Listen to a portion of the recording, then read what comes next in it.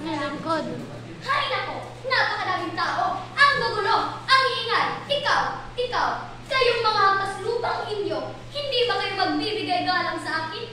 Ako ba'y hindi ninyo nakikilala? Bueno, ako lang naman si Doña de los Reyes de Espadaña.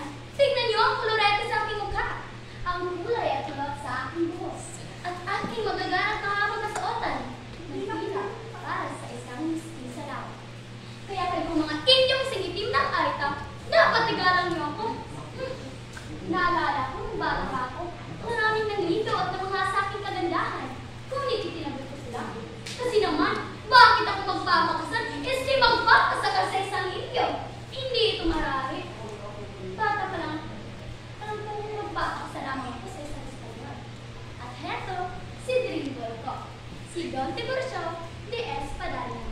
Oo, hindi nga siya kaniyaman, mas bata ka sa akin, at hindi pa rin nag-aaral. Ngunit isa pa rin siyang Espanyol. Pinilit ko nga siya magpanggap bilang isang doktor. Ngayon, na ako'y asawa na ng isang doktor, nakamit ko na rin ang pinakamitiing at sa sosyedad. Hindi lang ako maganda, social pa. At alam mo ba, isang araw, napadaan kami sa tapat ng bahay ng Alvarez at nagkataon na nandun si Doña Consolacion. Abay, bigla ba namang sumimangot at dumura sa harap ko? Napakawalang modo, kihoror kay barbaridad. Kala naman niya kung sino siya para guminigil sa harap ko. No, so Fidel.